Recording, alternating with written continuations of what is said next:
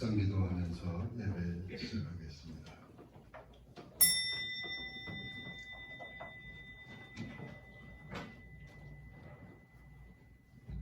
네, 하나님 여호와께서 이 40년 동안에 내게 광야 길을 걷게 하신 것을 기억하라. 이는 너를 낮추시며 너를 시험하사 내 마음이 어떠한지 그 명령을 지키는지 지키지 않는지 알려 하심이라. 너를 낮추시며 너를 줄이게 하시며 또 너도 알지 못하며 내 조상님들도 알지 못하던 만나를 내게 먹이신 것은 사람이 떡으로만 사는 것이 아니요 여호와의 입에서 나오는 모든 말씀으로 사는 줄을 내가 알게 하려 하심이니라. 성부, 성자, 성령, 삼위일체 하나님께 신령과 진정으로 예배드립니다.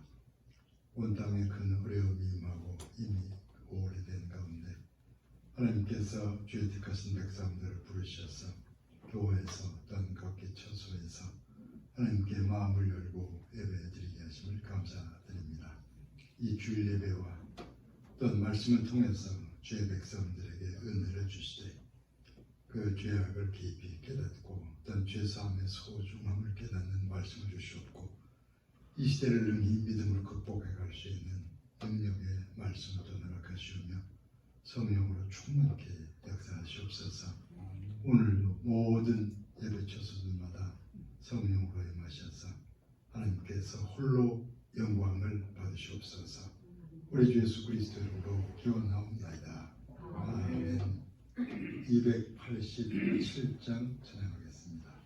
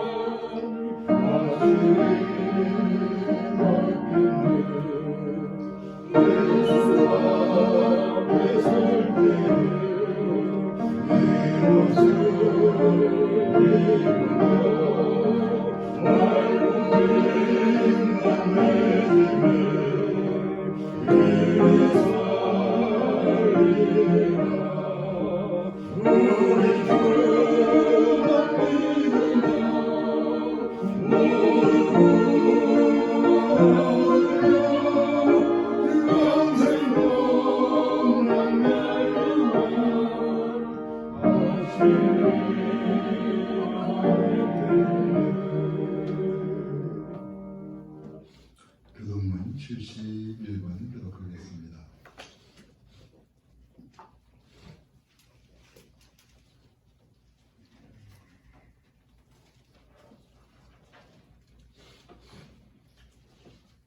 오라 너희 목마른 자들아 물로 나오라 돈 없는 자도 오라. 너희는 와서 사람에게 은혜 없이 아갑시라고 호두주와 젖을 사라. 너희가 어찌하여 양식이 아닌 것을 위하여 은혜를 주며 여러분에게 못할 것을 너희에게 수고하느냐. 내게 듣고 들을 자다. 그리하면 너희가 좋은 것을 먹을 것이며 너희 자신들이 힘준 것으로 즐거움을 얻으리라. 너희는 귀를 기울이고 내게로 나와 들으라. 그리하면 너희 영혼이 살리라. 내가 너희를 위하여 영원한 언약을 맺으리니 그 확실한 은혜이니라.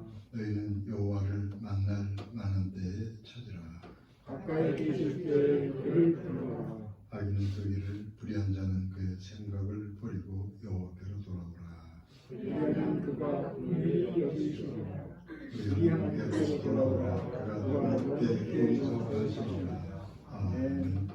신앙 고백하겠습니다. 나는 전능하신 아버지 하나님 존재 창조주를 믿습니다. 나는 그의 유일하신 아들 우리 주 예수 그리스도를 믿습니다. 그는 성령으로 잉태되어 동정녀 마리아에게서 나시고 본디오 빌라도에게 고난을 받아 십자가에 못 박혀 죽으시고 장사된 지 사흘 만에 죽은 자 가운데서 다시 살아나셨으며 하늘에 오르시어 전능하신 아버지 하나님 우편에 앉아 계시다가 거기로부터 살아있는 자와 죽은 자를 심판하러 오십니다. 나는 생명을 믿으며 거룩한 공교회와 성도의 교제와 죄를 용서받는 것과 영의 부활과 영생을 믿습니다. 아멘. 146장 찬양하겠습니다.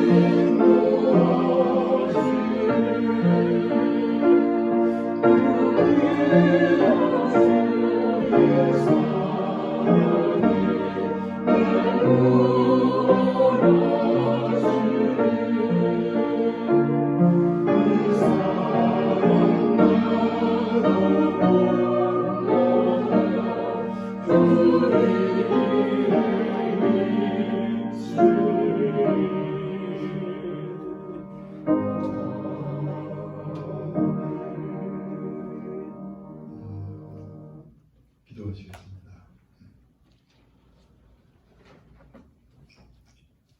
아버지 하나님, 우리 세상에 큰 어려움이 임하고 이제 오래되었습니다. 그런 가운데도 주께서 택하신 백성들을 부르셔서 교회에서 그게 처소에서 예배드리게 인도하심을 감사드립니다. 우리는 시대의 흐름을 따라서 염려 근심 중에 어두운 생각을 하며 앞을 바라보지 아니하며 하나님이 살아계심을 깨닫지 못하며 살아갈 때가 많았음을 고백합니다. 우리의 믿음 없음을 불쌍히 여기시오며 우리가 번시 하나님을 등져 떠나온 그 사람의 후예로서 믿음 없이 살아감을 긍휼히 여기시고 용서하시옵소서. 이러한 예배와 또한 말씀을 통해서 성령 역사를 통해서 영혼을 다시 살리셔서 하나님의 선하신 뜻을 따라 살 수 있는 기회를 또한 허락하시옵길 간절히 기도하옵나이다.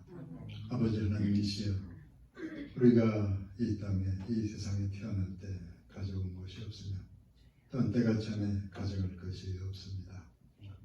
그러나 아버지 하나님이시여, 우리가 이 땅을 살아가는 동안에 삶의 흔적이 남아있고 부족하나마 우리의 믿음을 통해서 주어진 바 열매들이 있습니다.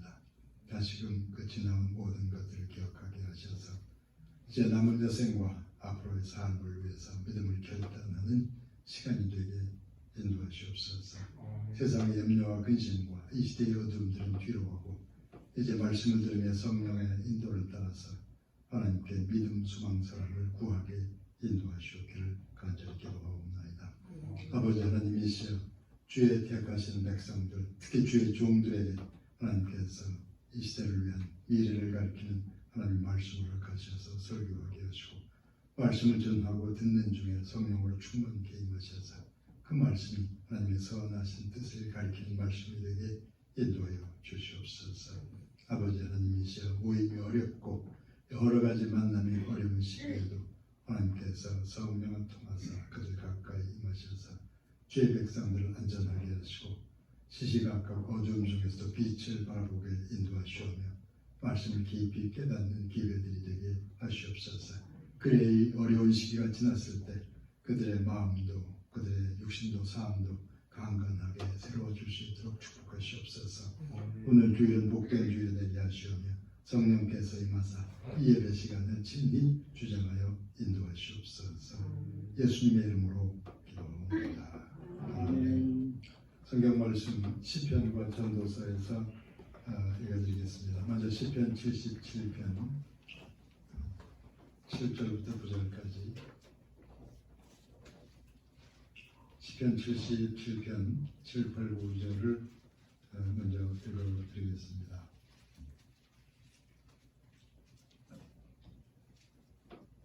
주께서 영원히 버리실까? 다시는 은혜를 베풀지 아니하실까? 그의 인자하심은 영원히 끝났는가? 그 약속하신 로 영구히 패하였는가? 하나님이 그가 베푸실 은혜를 잊으셨는가? 노하심으로 그가 베푸실 긍휼을 그치셨는가 하였나이다. 셀라. 그 다음에 전도서 말씀 전도서 7장 14절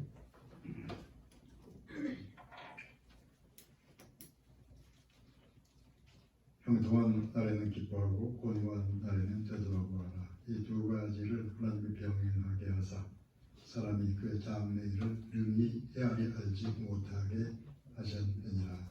아멘. 635장 주기도문 찬양 후에 말씀을 전하겠습니다.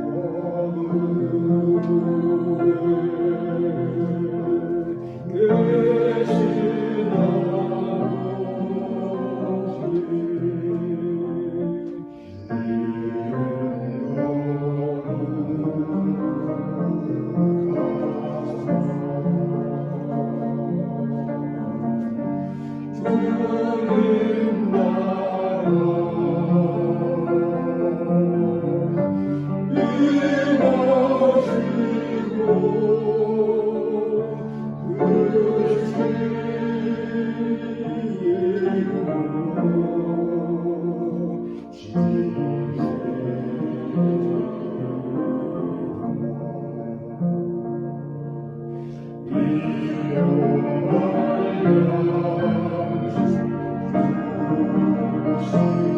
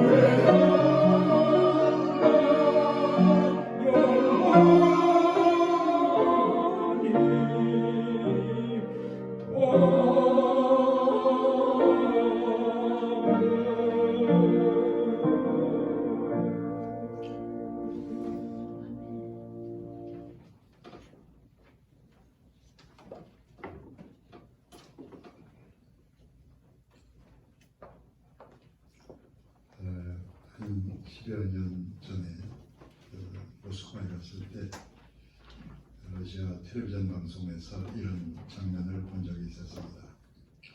TV에서 음식 만들던 요리사가 그 음식 맛을 보다가 사하르라고 말했습니다. 그 음식에 그 사하르를 더 넣으라는 건데 사하르는 러시아 말로 설탕이라는 뜻입니다. 그렇게 설탕을 더 넣어서 요리하다가 다시 맛을 보면서 이제는 마슬라라고 말했습니다. 그럼 마슬라를 넣으라는 이야기인데 마슬라는 버터라는 뜻입니다. 러시아 TV 그 요리 방송에서 사하르, 마슬라 그런 말을 여러 번 들을 수 있었습니다. 그래서인지 러시아 음식 중에는 어찌 음식이 이렇게 달게 만들 수 있는지 신기할 정도로 아주 단 음식이 있었습니다. 러시아 음식 중에는 그 돼지고기의 그 기름, 비계만을 사용해서 만드는 음식도 있었습니다. 요즘 우리나라에서는 웬만하면 피하려는 설탕이나 버터나 돼지 기름이 그 러시아 요리에서는 필수 재료로 사용되는 그런 경우들이 있는 듯했습니다. 그래서 그런지 러시아 사람들 중에 그 체격이 큰 사람이 상당히 많습니다. 인종적인 차이 때문일 수도 있겠지만 그 설탕이나 버터, 그 음식 영향이 분명히 있을 듯했습니다. 그래서 그들은 나이가 들면서 쉽게 살이 찌고 그리고 노화가 빨리 오는 듯합니다. 저와 친하게 지냈던 러시아 사람 중에는 혼자 집에 있다가 갑자기 그 저혈당이 와서 생명을 잃은 사람이 있었습니다. 당뇨로 인해서 시력이 나빠지다가 완전히 시력을 잃은 사람도 있었습니다. 그러니까 그들의 그 음식 문화가 근본적으로 좀 변했으면 좋겠는데 오랜 세월에 길들여진 그들의 그 문화가 근본적으로 변하는 건 어려워 보였습니다. 그렇지만 그들의 음식 문화도 요즘은 좀 변했을 것이라 생각됩니다. 그 평소에 주로 어떤 음식을 먹으며 사는가 하는 것이 우리의 건강과 그리고 우리의 인생을 결정하는 아주 중요한 요소가 됩니다. 평소에 우리가 어떤 삶을 살아가는지 인생과 역사에서 일어나는 많은 사건들을 어떻게 해석하며 살아가는지 하는 것이 우리가 하나님의 백성인지 아닌지를 결정하게 될 것이요. 그런 사고방식과 그런 삶이 우리 미래를 결정하게 될 겁니다. 어떤 믿음으로 우리가 이 시대의 많은 사건들을 해석하며 살아갈 것인지 그런 맥락에서 이 시간에 말씀을 전하려고 합니다. 평소 제가 좋아하는 말씀 중에 전도서 7장 말씀이 있습니다. 전도서 7장 14절이 이렇게 전하고 있습니다. 형통한 날에는 기뻐하고 곤고한 날에는 되돌아봐라. 이 두 가지를 하나님의 병행하게 하사 사람이 그의 장래일을 능히 헤아려 알지 못하게 하셨느냐. 이 말씀을 조금 달리 표현하면 이렇게 말씀드릴 수 있습니다. 인생을 살다 보면 좋은 사람을 만날 때가 있고 원수 같은 사람을 만날 때도 있는데 그런 두 종류의 사람들과의 다양한 관계를 통해서 하나님께서 우리의 신앙과 인격을 연단해서 성숙하게 하신다는 말씀입니다. 형통한 날과 곤고한 날이 번갈아 다가오는 동안에 좋은 사람을 만나고 반대의 사람도 만나는 동안에 믿음과 인격이 성숙해지면서 우리는 하나님의 사람으로 변화되어 갑니다. 그런 맥락에서 근래에 일어난 이 시대 많은 사건들을 믿음으로 해석하려는 마음을 가지고서 이 시간 말씀에 참여하시기를 바랍니다. 특수한 사명을 수행할 군인에게 어렵고 오랜 훈련 기간이 주어집니다. 중요한 일을 감당하게 될 하나님의 종에게는 긴 연단 과정이 주어집니다. 비슷한 고통이 주어졌어도 그걸 어떻게 받아들이냐에 따라서 심판과 형벌로 해석될 수가 있고 또 하나님의 종이 되기 위한 연단과 훈련 과정으로 받아들일 수도 있습니다. 그런데 어떤 심각한 죄를 범하고 나서 고난이 닥쳐온 거라면 하나님의 종이라고 해도 그 고난은 나의 죄악에 대한 심판이라고 형벌이라고 생각할 수밖에 없었습니다. 그 대표적인 경우로서 하나님의 종 모세와 다윗을 생각해 볼 수 있습니다. 모세는 120년을 살았는데 40년씩 3번 서로 다른 삶을 살았습니다. 태어나서 40세까지 애굽에 공고해서 애굽의 왕족으로서 살았습니다. 그러다가 40세쯤 모세는 갑자기 애굽의 감독관을 죽이는 살인을 하게 됩니다. 히브리 민족을 위해서 그렇게 했다 하지만 모세의 살인은 애굽 사람들 편에서도 또 히브리 사람들 편에서도 받아들일 수 없는 아주 심각한 범죄로 여겨졌습니다. 그래서 모세는 정처 없는 도피자요 또 이름 없는 방랑자로서 그 광야에서 40년을 살게 되는 겁니다. 성경에 나온 대단한 인물들 모두가 치명적인 범죄를 저지른 적이 있었습니다. 모세가 그랬고 다윗도 그랬고 사도 바울도 역시 그랬습니다. 그런데 사도 바울은 예수 믿는 제자들을 체포하고 죽이는 일에 전념했기 때문에 그 회심했을 때 그 회심을 믿기 어려워하는 제자들이 있을 정도였습니다. 예수 그리스도를 통해서 하나님께서 하시려는 일 중에 가장 중요한 일은 받아들일 수 없는 죄인을 받아들여서 구원하는 일입니다. 받아들일 수 없는 죄인을 하나님께서 받아들이신 것이 성경적인 구원인 것입니다. 그러니까 그런 일에 쓰임받게 될 하나님의 종이라면 그런 체험을 먼저 하게 될 듯합니다. 결코 받아들일 수 없을 것 같은 사람이 하나님께 받아들이겠습니다. 결코 돌아올 수 없을 줄 알았는데 나는 이렇게 돌아오게 됐습니다. 이렇게 힘을 잃고 주저앉은 교회들은 다시 일어서지 못할 줄 알았습니다. 이렇게 허망하게 무너져 내리는 나라는 다시 일어서지 못할 줄 알았습니다. 그런데 하나님께서는 받아들일 수 없을 것 같은 사람을 받아들이셨습니다. 다시는 돌아올 수 없을 줄 알았는데 꿈의 사람 요셉이 다시 돌아오게 됩니다. 그렇게 큰 죄를 저지르고 쫓겨나면 다시는 복귀할 수 없을 줄 알았던 다윗을 하나님께서 이스라엘 왕으로 다시 돌아오게 하셨습니다. 받아들여질 수 없는 사람을 받아들이신 하나님, 돌이킬 수 없는 것들을 다시 돌이키신 하나님을 믿는 믿음으로 오늘날의 교회들 그리고 이 나라의 미래를 위해서 기도하는 마음으로 말씀을 계속 들으시길 바랍니다. 모세나 다윗이나 사도 바울이나 모두에게 공통점이 있었습니다. 인간적인 결단을 앞세워서 아니면 자기 확신을 앞세워서 어떤 일을 했거나 아니면 자신의 욕망을 추구하려고 어떤 일을 하고 난 후에 큰 어려움을 당하기 시작했다는 겁니다. 공사 현장에서 억울한 일을 당한 히브리 민족을 도우려고 애굽의 감독관을 죽였을 때 모세는 자기 나름의 확신을 가지고서 그 행동을 했을 것이라 판단됩니다. 그러고 나서 모세는 어느 편에서도 받아들이려 하지 않는 살인자요 도피자가 되어서 광야 저편으로 사라져 가야 했습니다. 사도 바울에게서도 비슷한 일이 일어나게 됩니다. 사도 바울은 유대민족과 하나님의 율법을 위해서 무슨 일이든 하려고 했습니다. 예루살렘과 유대만이 아니라 이웃나라 다메섹까지 쫓아가서라도 그리스도인들을 체포하고 죽이려고 했습니다. 사도행전 9장 1절과 2절은 이렇게 전하고 있습니다. 사울이 주의 제자들에 대하여 여전히 위험과 살기가 등등하여 대제사장에 가서 다메섹 여러 회당에 가져갈 공문을 청하니 이는 만일 그 도를 따르는 사람을 만나면 남녀를 막론하고 결박하여 예루살렘으로 잡아오려 하니라.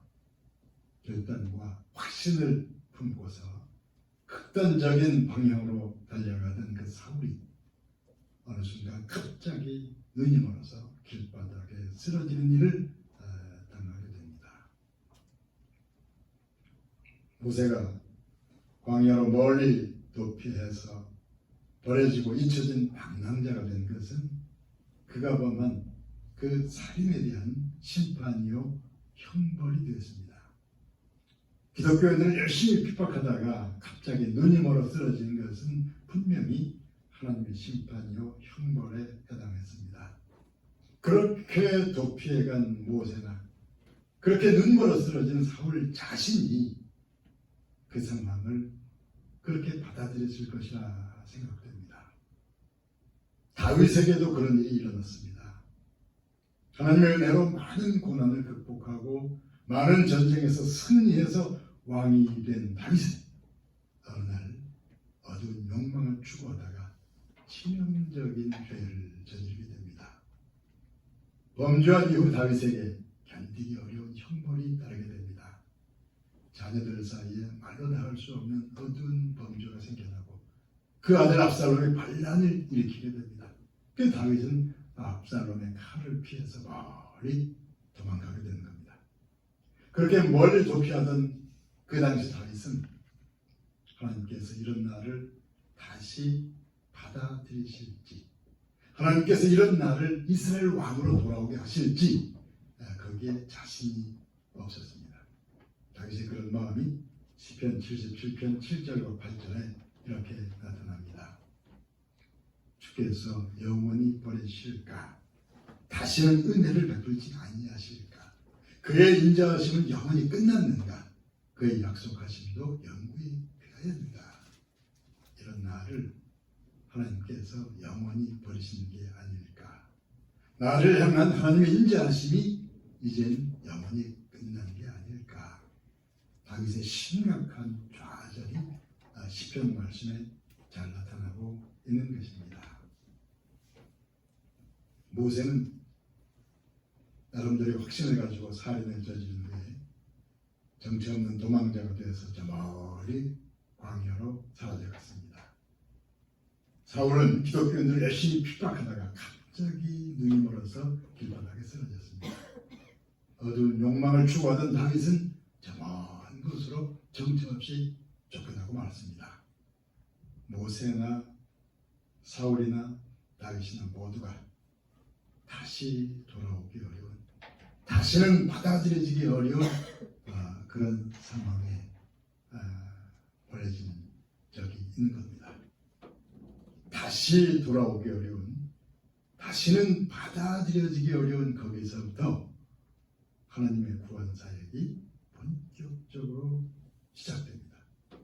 하나님께서 그들을 그 깊은 영혼을 지닌 하나님의 종으로 연단해서 받아들이면서부터 하나님의 구원 사역이 본격적으로 시작된 것이라는 알 수 있습니다. 만일에 애굽의 감독관을 죽이면서 그 출애굽의 일을 하겠다고 나선 젊은 모세를 그대로 받아들여서 그때부터 모세가 하나님의 일을 하기 시작했다면 그 출애굽 사건은 그 마르크스의 사회주의 혁명과 별로 다르지 않았을 것이라 판단됩니다. 범죄 이후에 깊은 좌절과 오랜 연단 후에 다시 부르심을 받았을 때 바로 거기서부터 세상의 혁명과는 전혀 다른 출애굽의 구원이 나타나기 시작하는 것입니다. 인간의 결단과 확신 이전에 말씀에 순종하려는 하나님의 종을 통해서 하나님께서 친히 하나님의 일을 하시는 하나님의 구원이 나타나기 시작했다는 말씀입니다. 다윗은 젊어서부터 찬송을 잘하는 그 시인의 능력을 지니고 있었습니다. 그런데 다윗이 깊은 신앙의 시인이 된 것은 그때 이후부터라고 판단됩니다. 심각한 죄를 짓고 나서 멀리 쫓겨간 그 깊은 좌절 이후에 돌아올 수 없는 먼 곳으로부터 다시 돌아온 후에 다윗은 깊이 있는 신앙의 시인이 되었다는 말씀입니다. 사도 바울이 진정한 하나님의 종이 된 것은 갑자기 눈이 멀어 길바닥에 쓰러진 그 이후 일입니다. 그렇게 쓰러지고 나서도 결코 짧지 않은 세월의 연단과 기다림 이후에 사도 바울은 담대한 복음 전도자로서 등장하게 되는 것입니다. 받아들여줄 수 없을 줄 알았던 사람들이 다시 받아들여지면서 결코 변화될 수 없을 것 같은 사람들이 변화되면서부터 하나님의 본격적인 구원 사역이 세상에 나타났다는 사실을 믿으시길 바랍니다. 그런 믿음으로 오늘날의 대한민국과 온 세상에 그 깊이 있는 변화를 바라면서 열심히 기도하시기를 부탁드립니다. 이제 이 시간에 결론적인 말씀을 드리려고 합니다. 언젠가 이순신 장군에 대한 소설을 읽은 적이 있었습니다. 거기 이런 글이 나와 있었습니다. 임진왜란 당시에 이순신 장군을 가장 어렵게 만들던 사람들은 어떤 사람이었을까?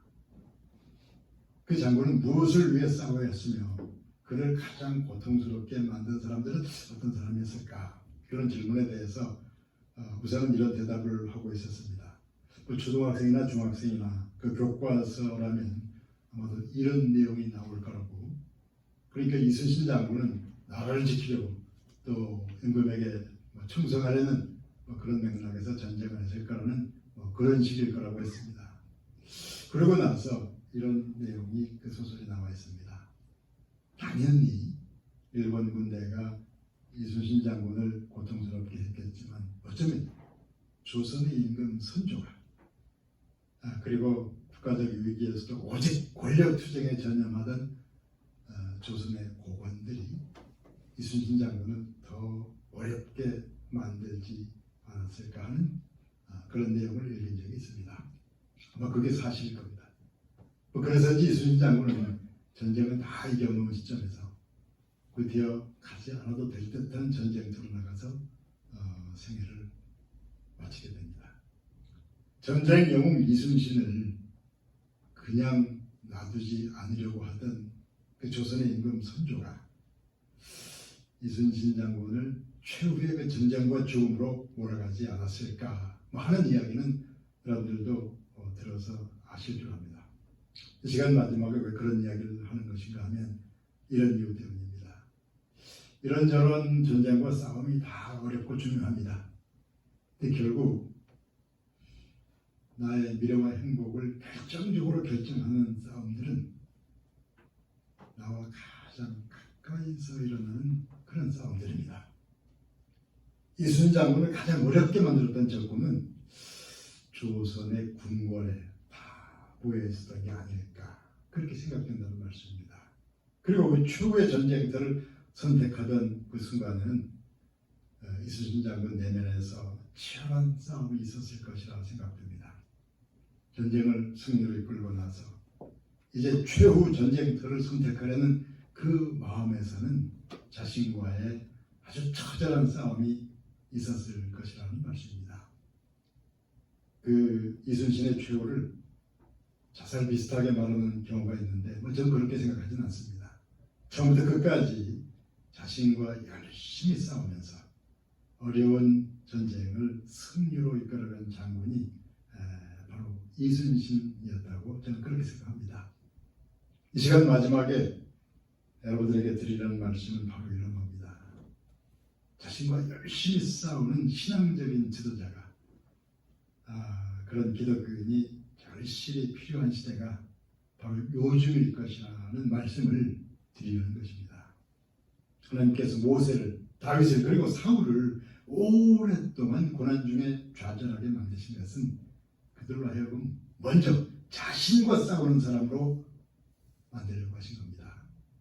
자신의 어두운 본능과 욕망과 열심히 싸우는 동안에 하나님께서 그 마음에 들어가 좌정하셔서 그 사람들을 하나님의 종으로 만들려고 하셨습니다. 하나님은 말씀하시고 그 사람은 듣고 순종하면서 일을 해야만 그를 통해서 나타난 일들이 진정한 하나님의 일이 될 것이기 때문입니다. 그러니까 자신의 내면과 처절하게 싸우는 동안에 먼저 자신의 변화를 추구하는 그런 지도자, 그런 신앙인들이 나타나야만 이 시대의 교회들 그리고 이 나라의 미래가 하나님께서 기뻐하시는 길로 나가게 될 겁니다. 그런 변화, 그런 우리의 변화를 바라며 열심히 기도하시기를 예수 그리스도 이름으로 축원합니다. 네, 기도하겠습니다.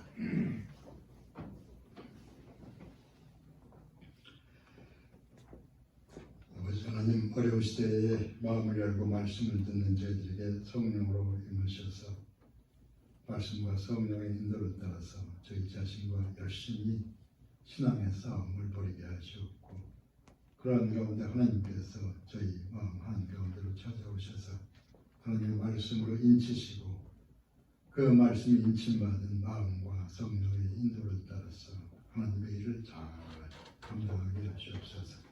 부족한 저희들일지라도 말씀과 성령으로 변화시켜서 이 시대를 위한 하나님의 일에 나서게 인도하시옵소서.